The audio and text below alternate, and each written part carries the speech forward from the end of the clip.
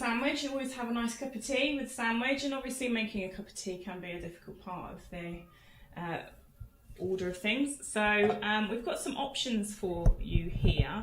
This is a very old-fashioned option. Have you ever seen one of these before, Jeff? I've seen them, yeah, kettle tipper. Kettle tipper, that's yes. it. It used to be the trend years ago, and they're obviously quite clunky. I don't know that you'd want this in your beautiful kitchen. I was actually given one by the local district OTs in Harrow, and I think I used it for 3 or 4 days, and then it ended up in the garage. Yes, yeah, that's the problem. A lot of time nowadays as well, kettles come with a liftable bottom. So it used to be that you'd plug a kettle in the back, and then you can unplug it from a cable, whereas now they now you can lift it off anyway. Exactly. So this is to stop that having to lift, but obviously you still have to fill it, and a lot of people would open it and do it cup by cup, which obviously takes a wee bit of time. And once boiled, you can bring your glass over and then tip and pour. Do you want to have a go at that one? Yes, I will. It's aiming. Beautiful aim there. Now it's your cup of tea. Lovely. Obviously this kettle's going to be hot normally, so you being so close to the kettle might be quite a dangerous thing, and the steam coming up in your face might not be ideal. Another option that people use a lot nowadays is quite a simple, and again we've been talking a lot about things that are not necessarily disability based products. No, that looks like a travel kettle. It is a travel kettle, so something you might take to the caravan for a weekend. It's much lighter, so something like this would be difficult to pick up, but if you fill this just to 1 cup, you can pick that up much more easily and pour it out. Do you want to have a go at the travel kettle and see what you think? Yes, let's see.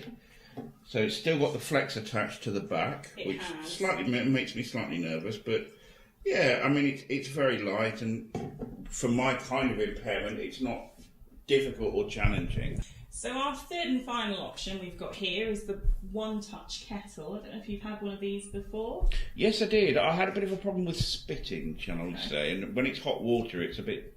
I didn't consider it to be particularly safe for me. Well, let's give it a go then. Stand back and hope it doesn't spit.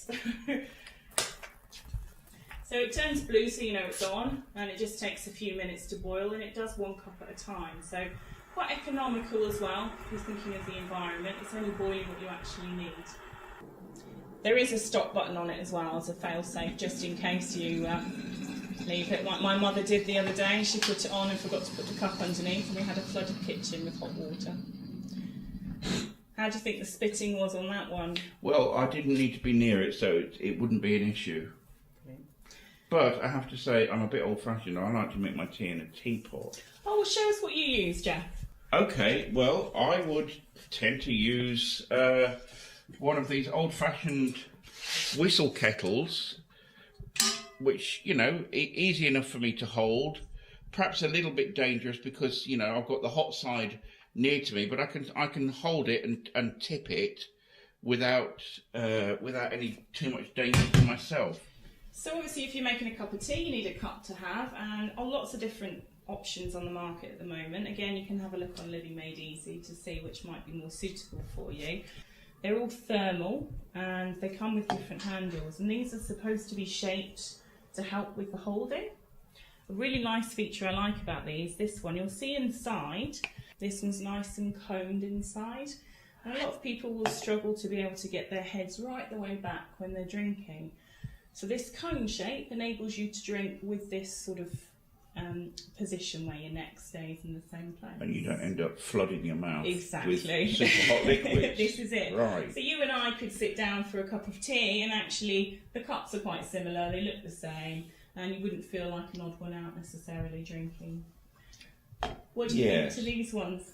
Well, let's have a look.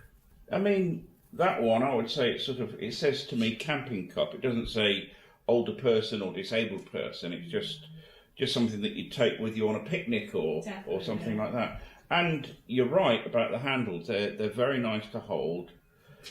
Yeah, I could deal with that one. This one, because you've got 2 handles and I don't need 2 handles, this is straying into the sort of assistive technology realm, but there are people who are going to need this, and good that the manufacturers thought about the the flooding issue at the end and made it cone shaped. Can these go in the dishwasher as well? Yeah, they're dishwasher safe. I think we've come a long way from these sorts of things, and you see a lot of these types of cups in hospitals and residential care homes. And yes, you do. And they come with a spout so that people can drink or suck through them, and there's no spillages. And you can get them with different types of lids. So this one is supposed to make it look a little bit less disabled, where you pop the lid in and it's got small holes around the outside, so you can drink but without tipping it. And I see. Yes. so yes. It's quite a nice design feature, but again looks quite plastic, and unfortunately, I mean, I think there is a sort of, and it's something that you can't get away from. There is a sort of an acceptance factor among older and disabled people. I remember my mum, for example, when she had her first hearing aid, she didn't want anybody to know that she got a hearing aid. I thought because I was a disability consultant and whatever, that I was immune from all this, that I was, Mr. Equality. Yeah. And then somebody suggested to me, why don't you use a white cane? And I said, certainly not. And then I surprised myself with the vehemence of my reaction. Why shouldn't I use a white cane if I'm vision impaired? But I think, people with progressive conditions or people who are getting a bit older and their hands are not as strong as they were, you are going to have to go to a cup like this. So it's finding something that you like and that is acceptable aesthetically as well as, ergonomically. Definitely.